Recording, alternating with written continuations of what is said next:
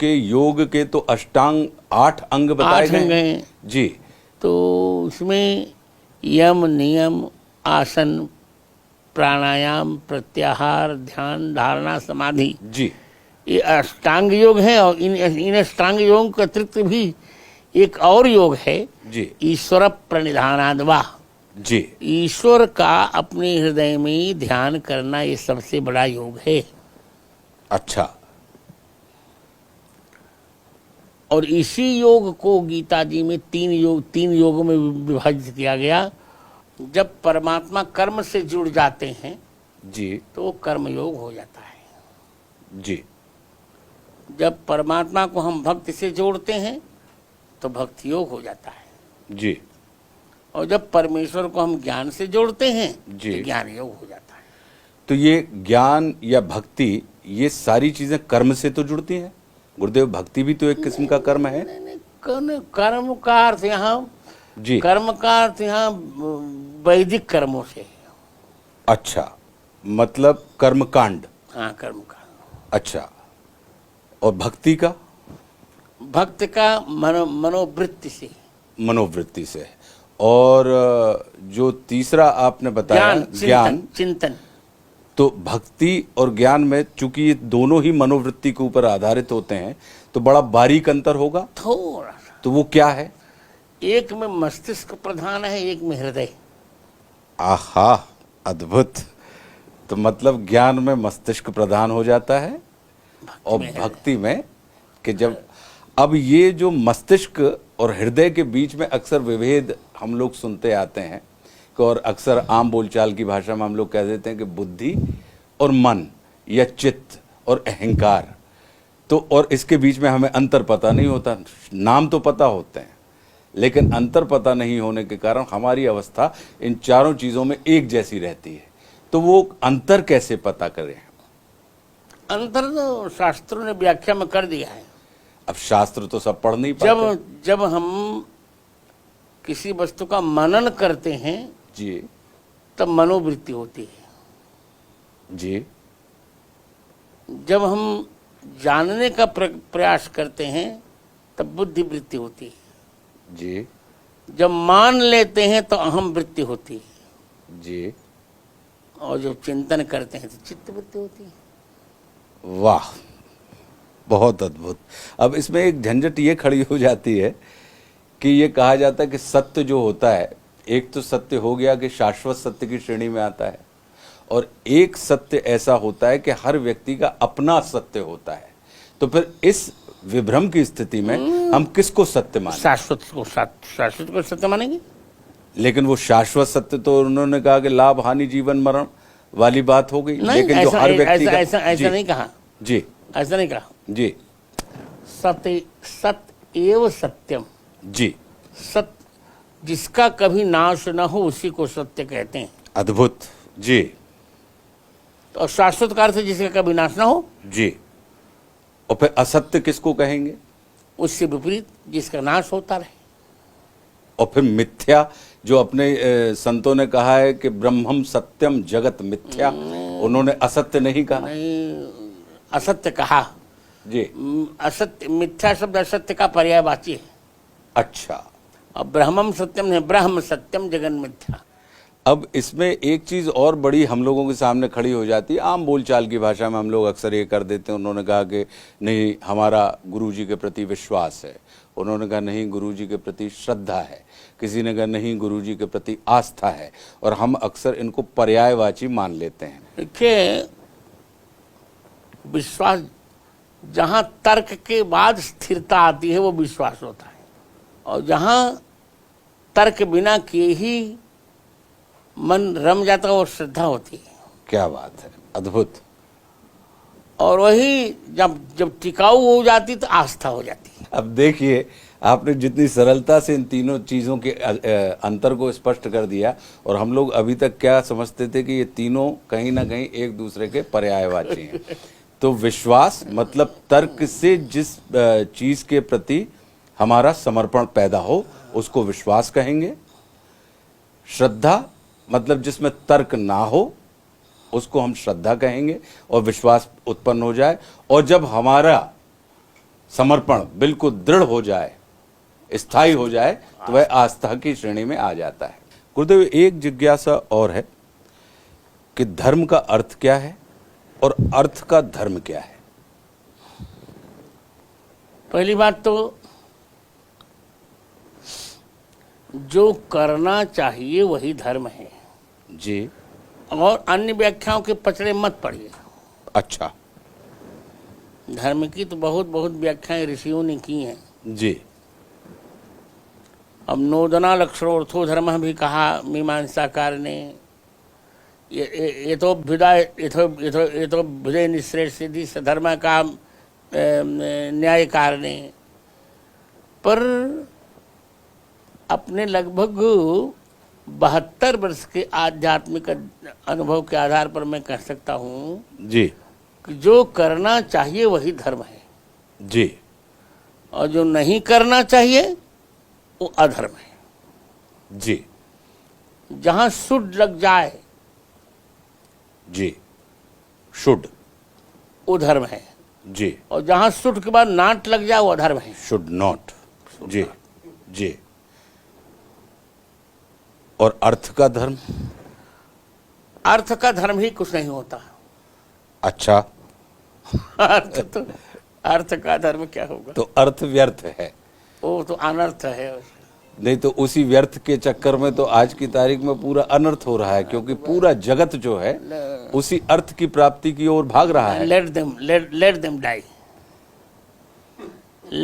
Die जी, let them dry, जी, let them cry, but जी। Let us fly. वाह। अक्सर एक चीज और होती है, हम लोग चेष्टा करते हैं कि हम अपनी धार्मिक मान्यताओं को पुष्ट रखने के लिए अक्सर उसको विज्ञान की कसौटी पे कसने का प्रयास करते हैं और उसको विज्ञान सम्मत बनाते हैं, जबकि धर्म विज्ञान से कहीं बहुत ऊंचे स्थान पर अवस्थित है। धर्म का संबंध आस्था से जुड़ा हुआ है। जी।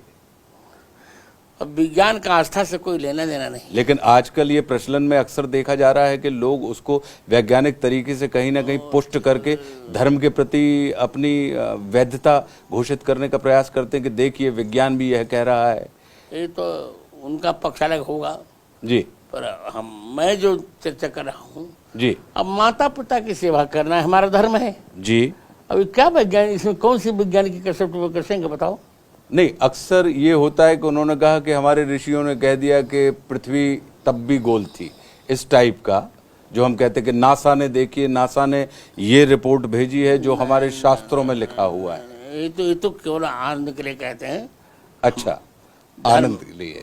धर्म का संबंध हमारे जी, आस्था से है। जी। यही बात मैंने कोर्ट में कही थी। अच्छा।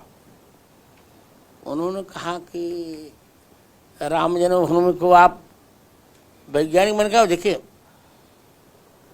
यहाँ विज्ञान कुछ काम नहीं, आस्था यहाँ काम करेगी। जी। करोड़ों वर्षों से हिंदुओं की आस्था है कि यहीं पर राम जी का जन्म हुआ था, इसलिए यह प्रमाण है। जी। मैंने उन लोगों से कहा था कि तुम कहते हो ना कि अमुक स्थान पर मोहम्मद साहब का बाद रखा हुआ है, जी। क्या इसमें क्या विज्ञान तुम्हारा है बताओ? कैसे माना जाए कि मोहम्मद साहब की दाढ़ी का ही बाल हो सकता है और किसी का बाल वहां रख दिया गया तो क्या करोगे? जी। तो वहां केवल मान लेना पड़ता है। जी, मतलब तर्क की कसौटी पे आस्था नहीं कसी जाती। आस्था का अपना विज्ञान होता है, यानी धर्म का अपना विज्ञान होता है और विज्ञान का अपना धर्म होता है। तो जो हमारे संतों ने कहा है वो शायद धर्म और विज्ञान के बीच में जो संगति हुई है उसका सिर्फ एक ही कारण है कि आप धर्म के विज्ञान को समझिए और विज्ञान के धर्म को समझिए। ये यही कहना चाह रहे थे। जी। आज ऐसा हम लोग कहते हैं कि भगवान परमात्मा की कथा हमारी व्यथा को समाप्त करने का काम करती है, लेकिन आज की तारीख में हम देख रहे हैं कि धर्म जो जितना सरल है उसको धारण करने मात्र से उतने ही हम जटिल होते जा रहे हैं और हमारी व्यथाओं में वृद्धि होती जा रही है। समस्या इस बात की है कि हम शास्त्रीय सिद्धांतों को समझ ही नहीं पा रहे हैं जी। क्योंकि हमारे अंदर आ गया है ईगो। और एक मैं आलंकारिक भाषा में बोलूं तो ईगो के साथ जुड़ते हैं गोविंद भगवान। जी ईगो को देखकर गोविंद कह देते हैं तू अपना ईगो संभाल, आई गो, मैं जाता हूं जो। ओके, बहुत अच्छी बात कही आपने। जी, ईगो को देखकर भगवान तुरंत आई गो कह देते हैं। अच्छा। तो ज्यो ज्यो हमारा ईगो कम होगा जी त्यों त्यों गोविंद हमारे निकट आएंगे जी और हमारी समस्याओं का समाधान होता जाएगा। जी। लेकिन ये जिन प्रतिष्ठित लोगों से, या ये कहें कि जिन पहुंचे हुए लोगों से हमको ईगो समाप्ति की दिशा में निर्देश मिलने चाहिए और इसी कारण हम उनके श्री चरणों में विराजते हैं, वो फिर इसका समापन का सूत्र हमको क्यों नहीं दे पा रहे? आम स्वयं जनता उनके पास ईगो है से, तो वो क्यों हो रहा है जब वो धर्म के प्रतिमान है, धर्म को धारण किए हुए हैं? कौन से जिसके पास ईगो है धर्म को धारण ही नहीं कर सकता। एक जंगल में आप जानते हैं एक कहावत है कि एक जंगल में दो शेर नहीं रहा करते, एक ही शेर रहा करता है। जी या तो हृदय में ईगो रह ले या तो गोविंद रह ले। जी। लेकिन अब हम लोग तो आम लोग हैं, अब तो दोनों तो नहीं रह सकते। तो हम आम लोग उसी निर्देश को कि हम अपने अंदर के ईगो को समाप्त करवाने के लिए उन श्री चरणों का आश्रय ग्रहण करते हैं जिनके जो गोविंद से निकट हो, जो गोविंद से निकट हो, और गोविंद की चर्चा करने वाले को हम गोविंद के निकट मान लेते हैं। तो चर्चा गोविंद की कर कहाँ कौन रहा है? अब गोविंद के नाम पे तो चर्चा हो रही है। नहीं। गुरुदेव, यदि गोविंद की चर्चा कोई करने लग जाएगा ना जी, ईगो रहेगा ही नहीं। जी, क्योंकि ये आज की तारीख में बड़ा संकट खड़ा हो रहा है। नहीं, मैं कहने जा रहा हूँ संकट कोई संकट नहीं है। जी मैं आपको परिभाषा बता रहा हूँ। जी यदि गोविंद की चर्चा कोई करने ही लग जाएगा तो ईगो रहेगा नहीं। जी तब क्या होगा ईगो? जी। तब तो बस चकाचक मस्त रहो मस्ती में, आग लगे बस्ती में।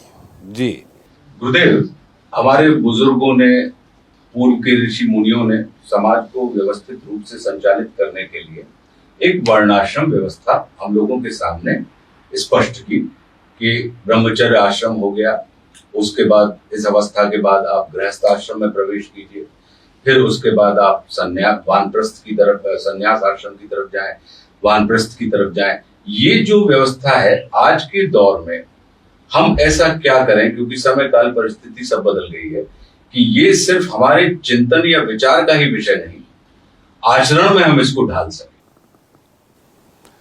वर्ण और आश्रम ये हमने नहीं बनाए। जी। चातुर्वर्ण्यम मया सृष्टम जी। गुण कर्म विभागशः।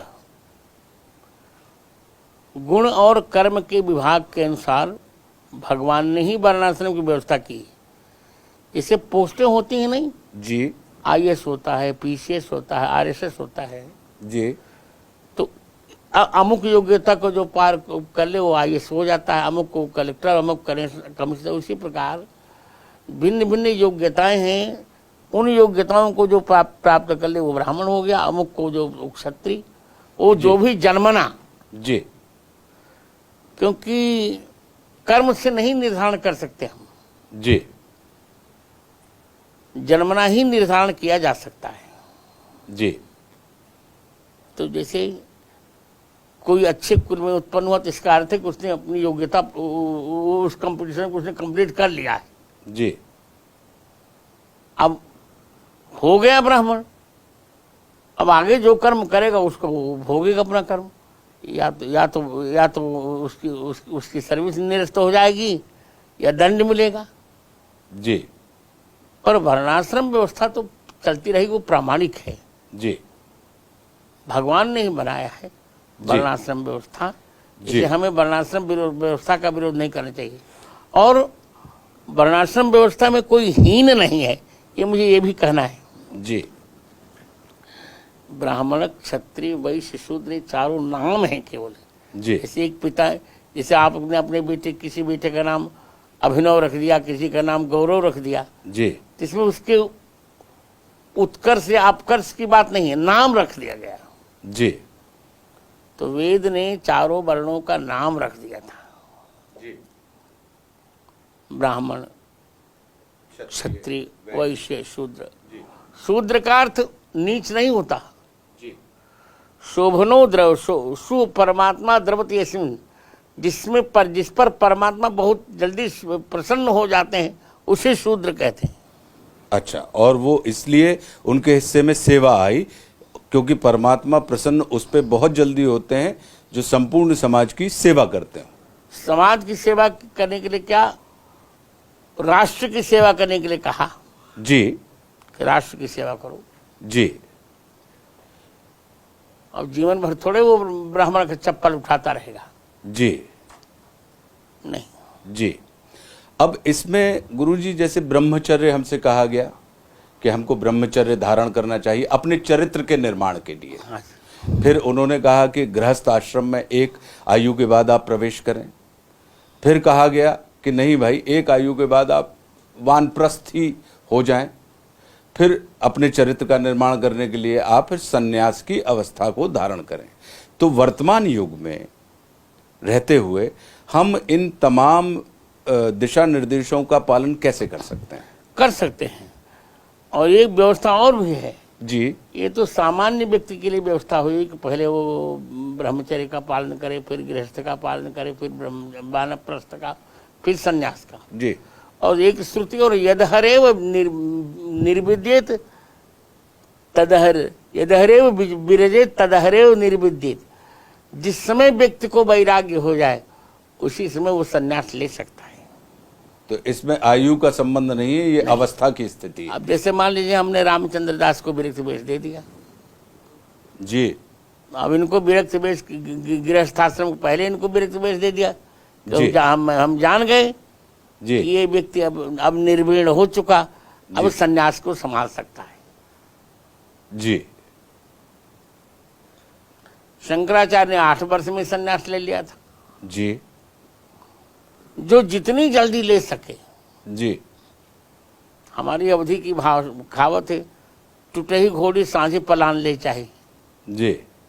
जब घोड़ी कमजोर हो तो शाम को ही उसकी यात्रा शुरू कर देनी चाहिए। अब शरीर का क्या भरोसा, जितना जल्दी हो सके उतना भगवान का भजन जल्दी करना चाहिए। जी। तो मतलब ये चारों अवस्थाएं साथ में रह सकती हैं और हमारा चरित्र का निर्माण हो सकता है। मैंने बार बार कहा है जी। लोग ब्रह्मचर्य का गलत अर्थ लेने लगे हैं। जी। अविवाहित व्यक्ति भी ब्रह्मचर्य का पालन नहीं करता, विवाहित व्यक्ति भी ब्रह्मचर्य का पालन करता है। गृहस्थ को सबसे बड़ा उपाय शास्त्रकार ने बताया कि अपनी पत्नी से जितना चाहे उतना प्रेम कर सकता है, पर पराई नारी के केवल चरण तक उसकी दृष्टि जानी चाहिए। यदि पराई नारी के मुख पर उसकी दृष्टि चली गई, उसी दिन सारे पुण्य उसके समाप्त हो जाएंगे और न उसको गुरु बचा सकेंगे न गोविंद बचा सकेंगे। ना गुरु बचा सकेंगे और ना ईश्वर बचा सकेंगे। नहीं, कोई नहीं बचा सकेगा। जी। इसलिए हमें पहले गृहस्थ को कुछ नहीं करने की आवश्यकता है। कोई जप नहीं, कोई तप नहीं, कोई, ये सब तो हमारे लिए छोड़ दीजिए। जी। हम तो कर रहे हैं गृहस्थों के लिए। जी।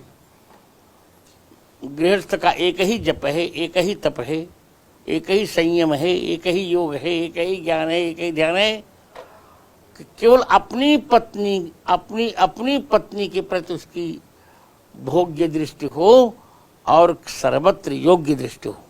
वाह।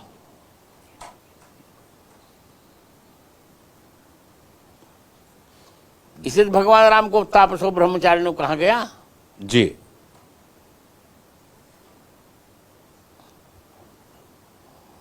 और आपको यह जानकर अच्छा लगेगा जी। महाभारत में कथा आती कि जब बब्रुवाहन का सिर अर्जुन ने काट दिया, जो कि अर्जुन का ही पुत्र था, अर्जुन को पता नहीं था। जी। और चित्रांगदा ने कहा कि इसको जिला दिया जाए। जी।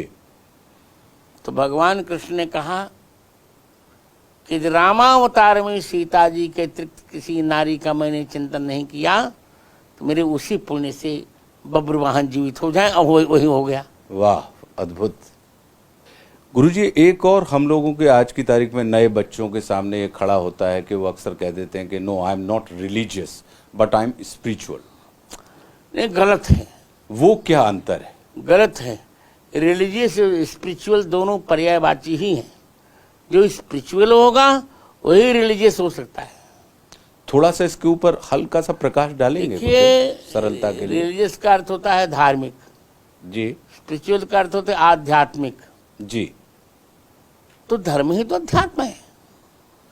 थोड़ा सा अगर इसकी व्याख्या कर देंगे आप हल्का सा। अध्यात्म का अर्थ है जहाँ आत्मा का चिंतन हो। जी। और धर्म का अर्थ है उसी चिंतन को जो जहाँ धारण किया जाए। कि मतलब जो विचार है उसको आचार में परिवर्तित कर दें। प्रवृत्ति, हमारे आचार में प्रवृत्ति कर लो। जी। तो जहाँ पे आचार और विचार के बीच में एक रूपता आ जाती है तो वो धर्म और आध्यात्म का सुखद योग हो जाता है। बिल्कुल हो जाता है। गुरुदेव, एक संत कबीर बड़ी उलट बांस में बात करते थे, और बड़ा एक उनकी एक चीज सुनने में आती है। हम चाह रहे हैं कि उसकी अगर आप व्याख्या कर दें, क्योंकि बात बड़ी उल्टी है कि कबीर दास की उल्टी बांसी, कंबल बरसे और भीगे पानी, ये क्या है? कुछ नहीं है। उल्टी बानी का अर्थ होता हम समझ नहीं पा रहे। हाँ जी। उल्टी बानी होता जो जल्दी समझ में न आए। जी। संस्कृत में जल को कम कहते हैं। जल को कम कहते हैं? कम कहते हैं। अच्छा। इसे नव कंज लोचन कंज मुख कर कंज पद कंजारुणम कहा गया। जी। और कम माने आंसू ही, जल ही जिसका बल है वो क्या है? आंख। आंख। तो भगवान के प्रेम में कंबल माने आंख, आंख बरस रही है जी। और उसको पूछते पूछते हाथ, पानी माने हाथ भीग रहा है। वाह। तो मतलब कबीर दास की उल्टी बांसी, उल्टी बानी बरसे कंबल और भीगे पानी। एक चीज और आती है गुरुदेव कि कहा जाता है कि बिनु हरि कृपा मिले ही नहीं संता, और दूसरी तरफ ये बात आती है कि गुरु गोविंद दो खड़े, कि मतलब परमात्मा की जब तक कृपा ना हो तब तक संत का आश्रय हमें नहीं मिलता। और दूसरी तरफ ये कहा जाता है कि संत के अगर आप आश्रय में नहीं, आपने वो विषय अलग हो गया दोनों का। जी। संत तो हरि की कृपा से मिलते हैं जी। पर हमारे सामने दोनों खड़े हैं, गुरुदेव खड़े हों जी और गुरु खड़े हों जी, या वो संत की परवन। अब किसको प्रणाम किया जाए? जी। तो पहले गुरु को प्रणाम करना चाहिए, क्योंकि गुरु की कृपा से ही गोविंद के दर्शन हो पाते। वाह। लेकिन अगर हरि कृपा हमारे ऊपर नहीं है तो हमें संत का आश्रय नहीं मिलेगा। नहीं मिलेगा। मैं बार बार कह रहा हूँ, विषय ही आपने अलग अलग कर दिया ना। दोनों चैप्टर अलग अलग हैं। नहीं, मैं अभी अब पहले ही चैप्टर पे आ रहा हूं। तो हरि की कृपा अगर हमारे ऊपर है तो सामान्य संत मिल जाएंगे। और हाँ, इसी विषय पे मैं आ रहा हूं। और गुरु जो होता है ना जी, ओ, उसकी विलक्षणता तो बहुत विचित्र है। थोड़ा सा उसके ऊपर प्रकाश डाल देंगे। गुरु अहेतुक वो हरि की कृपा की भी अपेक्षा नहीं करता। गुरु कोई अपेक्षा नहीं करता जी। हरि उसकी अपेक्षा करे। तुमसे अधिक गुरु ही जी जाने। गुरु से हरि से अधिक बड़ा होता है जी। पर गुरु हरि नहीं होता। आजकल गुरु हरि कहने लगे हैं, ये गलत है। अच्छा। नहीं, आज की तारीख में तो प्रचलन ये हो रहा है कि शिष्य जो है वो अपने गुरु का परिचय बन जाता है। वो खुद ही, मतलब चेला जो है वो गुरुजी से ज्यादा। ठीक, ऐसा कभी हो नहीं सकता। जी। गुरु ही रहेगा, चेला ही रहेगा। नहीं, कलयुग के लौकिक दृष्टिकोण के हिसाब से, जिसके कारण हम लोगों को असुविधा होती है और जिसके कारण हमारी व्यथा में वृद्धि होती है, व्यथा समाप्त नहीं होती, तो इसका क्या कारण है? क्या हम धर्म के मर्म को समझ नहीं पा रहे हम समझ नहीं पा रहे, या समझा नहीं पा रहे? नहीं, जिनसे हम समझ नहीं पा रहे हैं जी, और समझा भी नहीं पा रहे हैं। तो फिर कैसे मार्ग निकलेगा गुरुदेव? बस भगवान निकाले, गुरुदेव निकालेंगे, गुरुदेव के चरण को पकड़े रहिए, निकल जाएगा। भरोसो दृढ़ इन चरणन केरो, श्री वल्लभ नख चंद्र छटा बिनु, सब जग माहे अंधेरो। नहीं, आपका बहुत बहुत धन्यवाद गुरुदेव। बस ऐसी कृपा आप हम सब पे बनाए रखें, क्योंकि बहुत से सामान्य से प्रश्न थे जो आम जनता में प्रचलित होते रहते हैं, जिसके कारण हमारे अंदर भ्रम पैदा होता है। तो आज आपका हृदय से धन्यवाद कि आपने कुछ हमारे भ्रमों का निवारण किया। ऐसी कृपा बस बनाए रखें। नहीं, मैं तो चूंकि एक संप्रदाय का जगत गुरु हूँ, मैंने कहा है कि तीन कैटेगरीज हैं जी, 3 श्रेणियां हैं जी, गुरु, जगत गुरु और सदगुरु। जी, सदगुरु केवल एक शिष्य अपने शिष्य भर की जिज्ञासा का समाधान करता है जी, और जगत गुरु संसार के सभी शिष्यों की जिज्ञासाओं का समाधान करने की पात्रता रखता है। इसे जगत गुरु शाश्वतम तुरीमेव केवलम। जी। नहीं तो हम अभिभूत हैं कि हमारे ऊपर सदगुरु की कृपा से जगत गुरु की कृपा हमें लगातार मिल रही है। तो आपका बहुत बहुत धन्यवाद कि आपने हरिहर तीर्थ में उपस्थित होकर हम सबको अपनी कृपा से अभिभूत किया। हम अनुग्रहित हैं। जय श्री सीताराम। जय श्री सीताराम गुरुदेव।